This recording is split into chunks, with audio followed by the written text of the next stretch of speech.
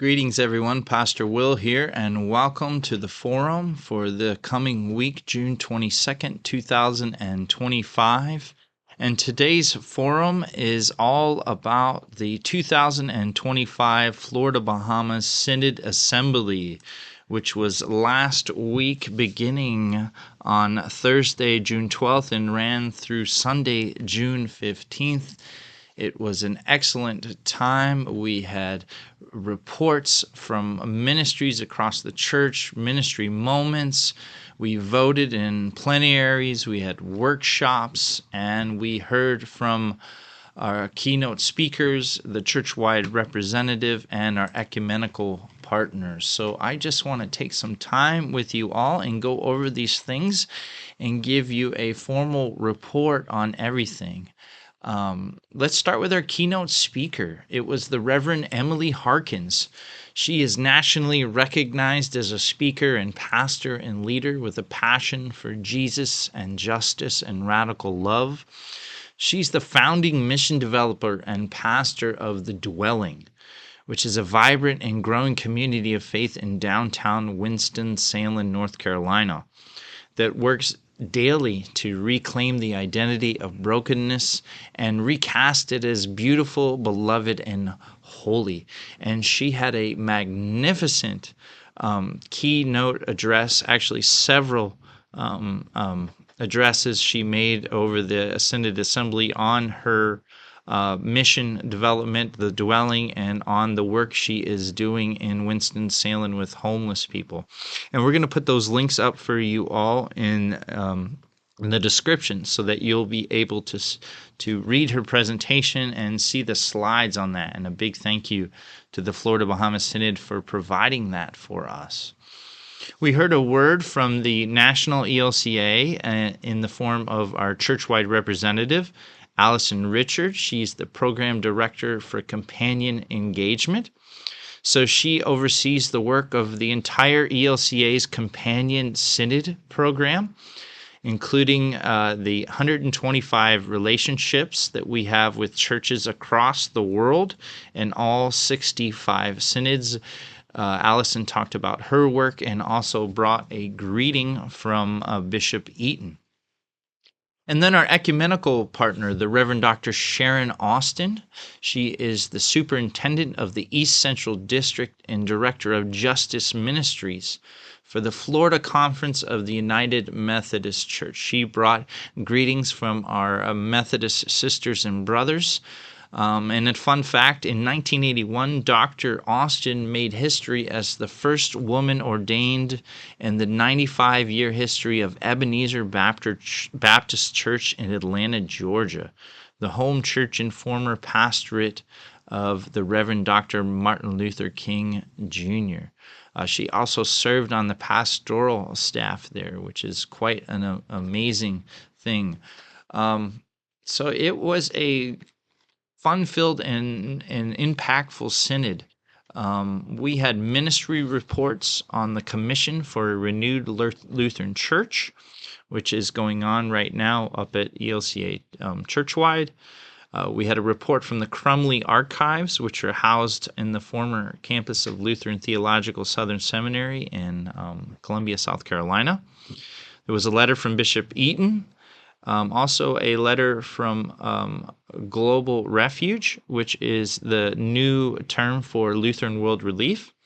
A report from my alma mater, Lutheran Theological Southern Seminary, as well as Newberry College and Novus Way Ministries. Those are the camps, including our camp here in the Florida Bahamas Synod, Luther Springs. Also a report from the Mission Investment Fund, that is the fund that churches use for building projects, as well as the ELCA Foundation. There were also, and of course we'll put some links in the description too, so that you can read these reports if you'd like. There was some ministry moments, some videos from the Florida Bahamas Synod and all that they do in their ministry. From Portico Benefit Services, which is the arm of the church that handles all the benefits for rostered leaders and their families. We got a report from Palms Deaf Church, which is a congregation composed of deaf persons in Northeast Florida that the Synod helps and funds and supports. It is a fantastic ministry, very unique to our church. There was a video report and also a discussion on the floor from Lutheran Services Florida and all that they have encountered as of late, especially with immigration and the recent budget cuts from the federal government. A great report from Lutheran Men in Mission, as well as the Just Love team, that's the Justice Ministry team here in the Florida Bahamas Synod, specifically focusing on Resurrection House. That is the ministry in Dade City that works a lot with farm workers and immigrants. We heard from the Global Mission Table of the Florida Bahamas Synod and the Reverend Katie Carroll, who anchors that, and that has to do with our companion synods in Cuba and Haiti and Suriname and Guyana. We also heard from the Conference on Ministry. That's the conference that all the roster leaders go to here in Florida every year. Will be this year.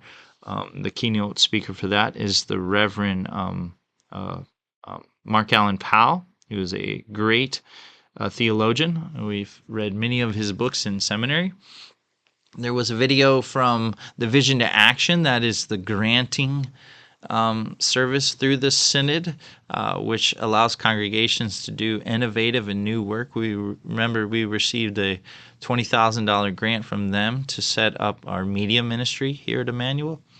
We also heard a report from Atonement Lutheran Church in Wesley Chapel, who was significantly impacted by Hurricane Milton, lost their roof, and they're still unable to worship there. We also did some work. There were some plenary sessions. We got to vote on some Synod constitutional amendments. We voted on a memorial supporting and addressing the legacy of Indian boarding schools in our country. We elected a new Synod Vice President, Linda Roche, who will begin a 6-year term in the fall. We re-elected our Secretary of the Synod, the Reverend Dr. Ken Blythe of St. Armand's Lutheran Church, for a 2-year term. And we voted new members into the Synod Council from the North, Southwest, and Southeast Mission districts. That's both lay individuals and rostered leaders, meaning pastors and deacons. They both serve on the Synod Council. And we approved the Synod budget for the coming fiscal year 2026. We also were fed to by a plethora of workshops, sessions on the second day that covered active listening, digital ministry, homelessness, the deaf culture, empowering communities to thrive, exploring God's vision for justice. There was a workshop on church finances and the Vision to Action grant program. Also, global mission, God's global mission in the 21st century, and legacy giving. Additionally, there was a Synod service project, and thank you to everyone in the congregation for donating that, underwear and razors. The service project this year was with Hope Partnership in Kissimmee. Hope was formed in 2011 to meet the growing needs of families and children experiencing poverty and living in hotels and motels right by Disney World along Highway 192. They've grown by providing a holistic community to meet the needs of poor and the homeless. In addition to the items that we brought and all the congregations of the Synod brought to the assembly, and there was a lot, it filled up an entire bus. We were able to purchase nearly every item in quantity listed on Hope's Amazon wish list.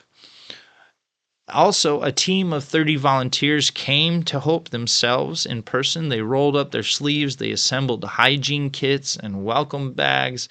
They cleaned the windows in the bathrooms. They sorted through all the donations.